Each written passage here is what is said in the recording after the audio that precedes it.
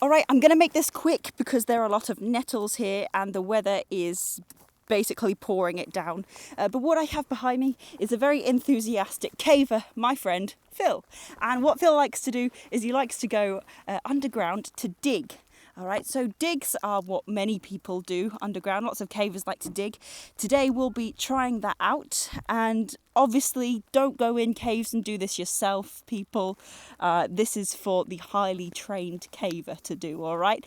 So without further ado, I'm going to vlog as much as I can inside and follow me through. You ready to go down there? And I'll follow you in a bit. All right, my turn.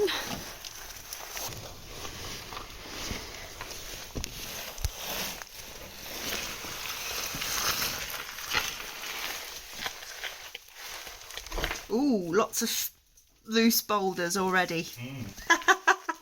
Not so brilliant. Well, I think that's probably what the mine is through. It's trying to seal the place. Like here, where there's a fissure going straight into the rock. And you can see into it. I'm Phil, I'm a caver. I enjoy cave digging for sure, but exploration of new places is my thing. That's what I like doing more than anything else. Finding them and then getting in them and hopefully expanding them is what I really like. But the wall here is made up of limestone fragments cemented together with what looks like flowstone. It's really odd. So, why on earth do you dig in a cave?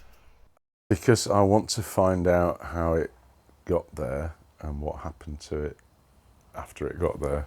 Because often there's lots of debris and other things that get washed into caves, like sediment or bones, or all kinds of history can accumulate in caves. And so digging them out is what I like, because I'm finding out new things. You know, digging actually is really hard work, and I really like that aspect of it because it keeps me fit and strong. The reason I'm interested in this cave is because it's got a lot of sediment in it, and there's a good chance that there could be either buried passage or certainly animal bones. I can see some here, but there could be some very old human bones potentially because of where it is. The fact that it's really high up the hill suggests that the sediment has been here a long time, and that the valley hadn't yet been cut down when this was filled with sediment, because the water would have gone down the hill instead. So this is probably a very old cave, and the sediment has been here a very long time. I want to hear. So, Phil, you are trapped between a rock and a hard place right now. What is going on up there? Well, I found a small shaft in the roof that seems to be natural, that is on the old survey that I found, but the shaft appears to be heading back up to the surface, which means that it's possibly the original route for the water coming in, or it was created by water being pushed up under pressure from below, and the top is choked with sediment. But there is a draft coming down. I'm tempted to try and dig it out to see if there's a passage at the top. The risk is that it's only 2 meters below the surface, so the boulders I can see might just be a blockage from the surface. But the only way to find out is to try and remove a bit of the sediment and try and get in there. Sometimes you have to move a few rocks before you know whether it's worth doing anything. That's what you just took out with your bare hands? Yes, I managed to loosen the sediment around it and actually pull the rock out, which doesn't remove the obstacle, but it certainly makes it more easy to pass. But this sediment is incredibly heavy. Oh my god. And sticky. So you just put it to the side, or would you... Well, I would normally throw it down, but you're in the way at the moment, so Alright. I'll wait until you've gone. That's very kind of you. And then throw it down, because I've got a very heavy rock here as well. Oh my god. Oh my god. And so where do you think this will lead? Well, it's heading back up to surface, but there is definitely at least a metre of airspace that I can get into if I could move this obstacle. But it may just be so close to the surface that it's not actually worth pushing any further, but you don't know that until you get there. So it's definitely one that's worth a dig, because I can see space big enough to climb into, but I just can't physically get into it yet because it's too small.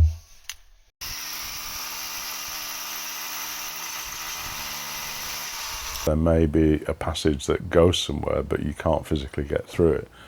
And as I said earlier, you've got to consider the rescue possibilities that you might get stuck.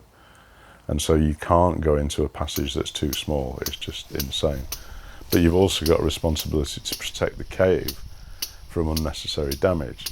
So you have an endless debate about how big should this passage be, or how much rock should I remove before it's vandalism rather than exploration. And similarly, you don't want to make it so comfortable for visiting cavers that you're essentially blasting out enormous passages that didn't need to be there. I don't think we'll be needing that. No? No. Good old-fashioned digging. So can you talk me through the dangers of finding a new cave? You found a new amazing cave and you haven't told anyone about it and nobody's been in before. You're the first person. What are you thinking? What's going through your mind? Is it safe is the first thing. Am I going to fall off a drop, or is something going to fall on me if I move anything? Because obviously if you've never been there before, you don't know where it goes, and nobody else certainly does. So the chances of a rescue are diminished instantly because nobody knows anything about the place. So you've got to be careful on the first visit, because you've got to get out again and tell people what you found. And in some instances you just have to accept that you can't do it without some equipment, and go home and get a drill and some rope and all the other stuff. But you know, you can't just dive in regardless of what the environment looks like, because it might have hidden dangers that you can't see.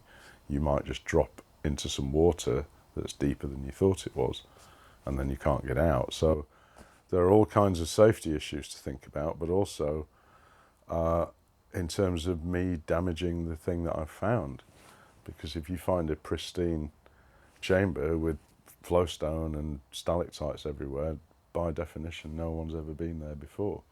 So you've got that's the first visit is the one chance you have to not damage anything. Because we've got a lump taken off here and a few bits of broken rock, which is exactly what we were looking for. The greatest find I ever found was in Longcliffe Mine, which was the extensions beyond what we knew was the existing survey. And we really hoped that there would be some more. And we got into a passage that was more than twice the size of the stuff that we knew about. And not only that, but although it was a mine, it was all in natural cave. And the miners had just modified it to make it an easy place to work. And we found clay pipes and wooden wagon wheels and all kinds of evidence that the miners had been actually using this cave as a processing area. And the mining had clearly been done somewhere nearby, but not there. They were using this more as a workshop to get the lead out of the rock and leave the waste behind. So that was a marvellous find, because we were just finding evidence of miners everywhere. Fingerprints and boot prints and a little clay dam that they'd made to capture water so that they could use it. So that was an amazing discovery, because we suspected it was there and then proved it. Before we end, Phil, is there anything, literally anything, that you want to say to the world about what you do, what you like to do? If you want to do things like this, just be very careful and do a lot of groundwork and a lot of research before you do it. And try and learn about the geology as much as possible, because that's key to understanding the place you're going into. And although it may seem boring geology, it might help and it might keep you alive, because you're in an underground environment and you're completely at the mercy of that environment if you don't take care. But it's a fascinating environment, and there's so much to learn down there that it's worth treating it with respect, because it'll pay back in the long run.